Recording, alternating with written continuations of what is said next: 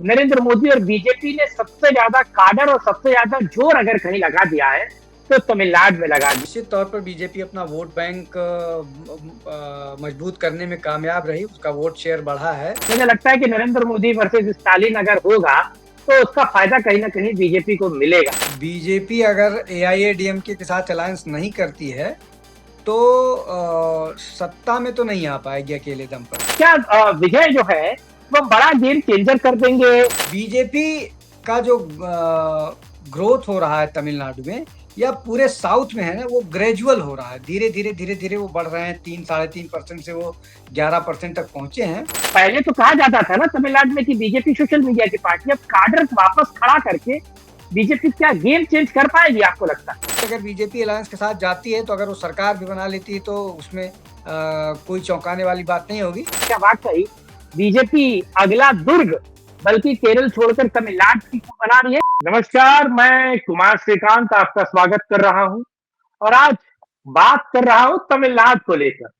तमिलनाडु में क्या विजय थलपति हो या एआईडीएमके हो, डीएमके हो, स्टालिन या उसके बेटे उदयनिधि स्टालिन, क्या बवाल मचा हुआ है। भाषाई संग्राम तो है ही, लेकिन केरला को छोड़कर अब नरेंद्र मोदी और बीजेपी ने सबसे ज्यादा काडर और सबसे ज्यादा जोर अगर कहीं लगा दिया है तो तमिलनाडु में लगा दिया। और वाकई तमिलनाडु में बहुत कुछ चेंज होने वाला है। और क्या अगले साल होने वाले चुनाव में बीजेपी कोई गेम चेंज कर पाई, क्योंकि अकेले बीजेपी 11% वोट लेकर आई है। और तमिलनाडु की राजनीति की राजधानी है, यानी कि चेन्नई।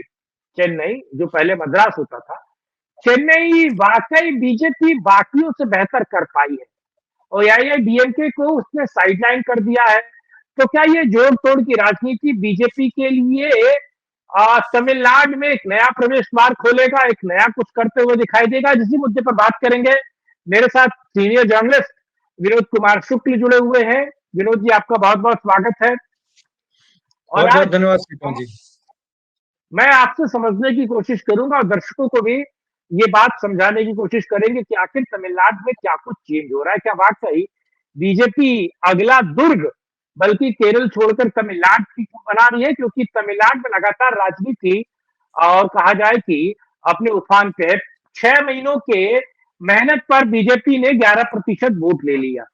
और कहा जाए कि लोकसभा का चुनाव का जब रिजल्ट आया तभी से बीजेपी अब उधार के काडर नहीं बल्कि खुद के काडरों से तमिलनाडु काउंटर करना चाहती है। विनोद जी, क्या स्ट्रेटेजी लग रही है आपको? देखिए श्रीकांत जी, हालांकि जो बीजेपी की स्ट्रेटजी लोकसभा चुनाव में थी तमिलनाडु में, वो बीजेपी पूरी तरह से सफल नहीं हुई। जिस तरह की उम्मीद वो कर रही थी, कम से कम 3-4 सीटें वो अपने दम पर अकेले जीत लेगी, लेकिन वैसा हुआ नहीं। निश्चित तौर पर बीजेपी अपना वोट बैंक मजबूत करने में कामयाब रही, उसका वोट शेयर बढ़ा है और अब समर्थन भी मिल रहा है। कुछ जो ग्राउंड रिपोर्ट्स हैं वो ये बता रही हैं कि जो बीजेपी ने 2024 में जितना अपना वोट शेयर बढ़ाया था, उसमें इजाफा ही कर रहे हैं। और जिस तरह से हिंदुत्व की बात वहाँ अन्नामलाई कर रहे हैं और जिस तरह से जनता का समर्थन मिल रहा है, वो निश्चित तौर पर जो द्रविड़ पॉलिटिक्स कर रहे हैं उनके लिए थोड़ा-सा खतरे की घंटी है। और ये जो बातें तमिल लैंग्वेज की हो या थ्री लैंग्वेज फार्मूला के नाम पर कि हिंदी थोपा जा रहा है, ये सब उसी खतरे को काउंटर करने का तरीका है। और ये जो दिख रहा है सब उसी रणनीति का हिस्सा है।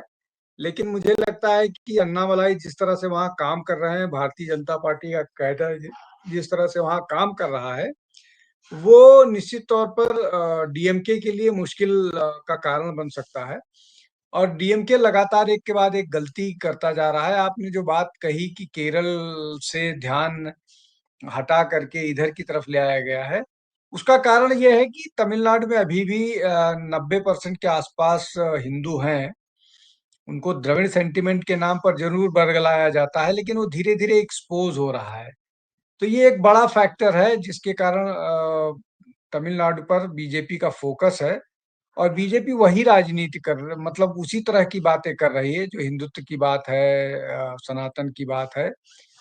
और उसका कारण सिर्फ यही है कि जो वहां पर एंटी हिंदू राजनीति करने वाले हैं, चाहे स्टालिन का परिवार हो, जिनको स्टालिन का परिवार अपना आदर्श मानता है पेरियार को, और पेरियार जिस तरह से एंटी हिंदू, एंटी, यहाँ तक कि वो एंटी तमिल पॉलिटिक्स भी बात करते रहे हैं, तो वो सब मिला करके उसी दिशा में राजनीति जाती दिख रही है। जी एंटी श्रीकांत। लोअर कास्ट भी थे, एंटी एससी एससी भी थे एक समय अगर आप देखें।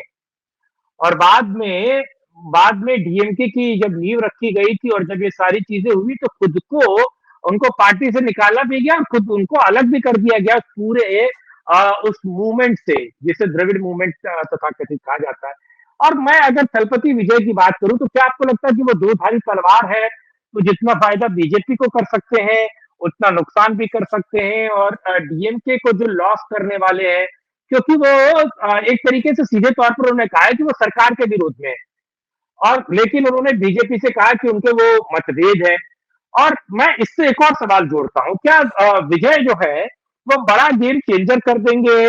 और अगर बीजेपी एआईडीएमके के साथ आती नहीं है, पूर्व मुख्यमंत्रियों को साथ नहीं लाती है, वो पन्नीर सेवलम हो या फिर स्वामी, तो इन सबको अगर बीजेपी लेकर नहीं आती है, तो आपको ये लगता है कि बड़ी दिक्कत हो जाएगी, क्योंकि एंटी इनकम्बेंसी वोट को विजय खा जाएंगे और आपके पास कुछ वोट ही नहीं बढ़ेगा साथ लाने के लिए, और बीजेपी 11 से और वही पार्टी सत्ता में आएगी जिसके पास तकरीबन अभी भी 28% हो।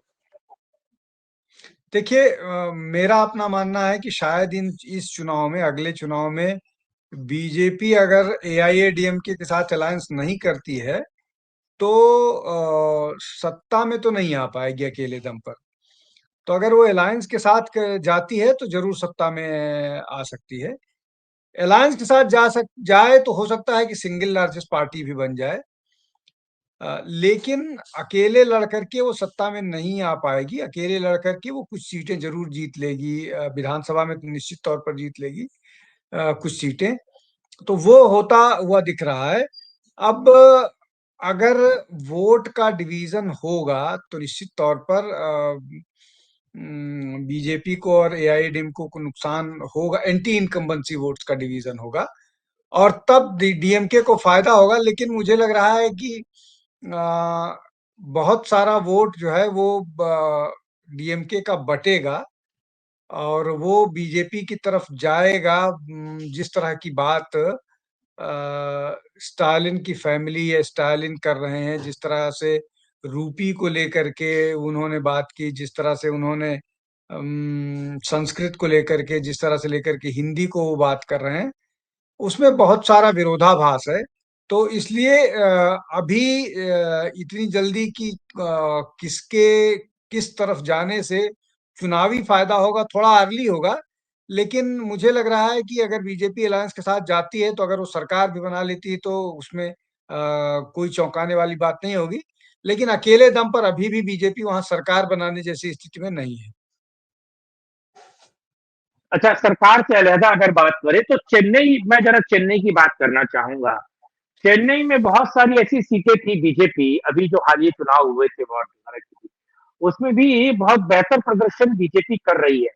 और कहा जाता है कि अगर आपको तमिलनाडु कॉन्कर करना है तो जो जो पार्टी चेन्नई जीतती है या चेन्नई में बेहतर करती है, जैसे 500 ऐसे ऐसे वार्ड हैं चेन्नई के आसपास जहां बीजेपी बहुत बेहतर प्रदर्शन कर रही है।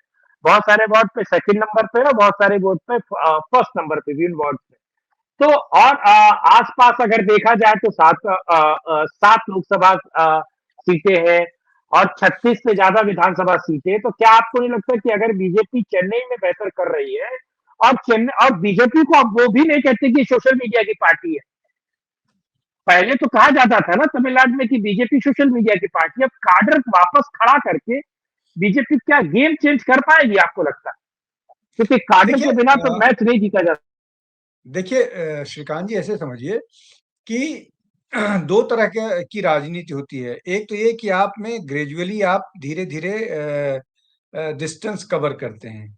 दूसरा वो जो अरविंद केजरीवाल ब्रांड पॉलिटिक्स होती है कि रातों-रात इस तरह का बदलाव हो कि आप सब कुछ बदल दें, जो उन्होंने दिल्ली में 2 बार करके दिखाया। बीजेपी का जो ग्रोथ हो रहा है तमिलनाडु में या पूरे साउथ में है ना, वो ग्रेजुअल हो रहा है। धीरे-धीरे वो बढ़ रहे हैं, 3 साढ़े 3% से वो 11% तक पहुँचे हैं और मुझे लग रहा है अगले चुनाव में पता और ये पूरे आप जो बीजेपी का पूरा ग्रोथ ट्रैजेक्टरी है या जो विकास की यात्रा है, उस यात्रा में ऐसे ही हुआ है। वो कहीं पर भी अचानक से नहीं आए हैं। वो 2 सीट से 98 पहुँचे हैं, 98 से 116 पहुँचे हैं, 116 से 185 पहुँचे, फिर 138 पर घट के आए हैं और फिर 138 से वो 282 पर पहुँचे हैं। तो ऐसा नहीं है कि वो अचानक 270 कभी पहुँच गए, अचानक 100 200 के आस-पास पहुँच गए। वो धीरे-धीरे ही बढ़े हैं और मुझे लग रहा है तमिलनाडु में उसी तरह से होगा।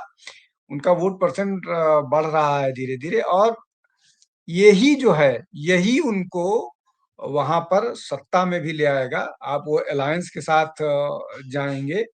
महाराष्ट्र में आप देखिए अलायंस के साथ गए और अभी इस स्थिति में हैं कि वो अकेले वहाँ पर सरकार बना पाने की स्थिति में हैं।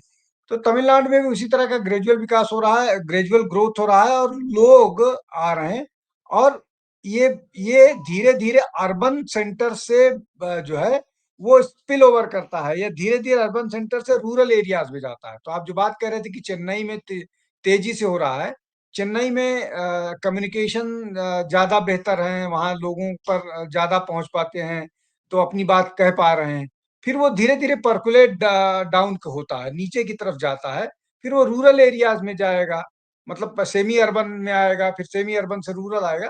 तो ये उसी तरह का वो है जो आप बात कर रहे हैं कि चेन्नई से फिर नीचे की तरफ जाएगा और रूरल एरियाज़ में भी प्रभाव बढ़ेगा, लेकिन वो लंबा टाइम है, हो सकता है वो अगले चुनाव तक लग जाए।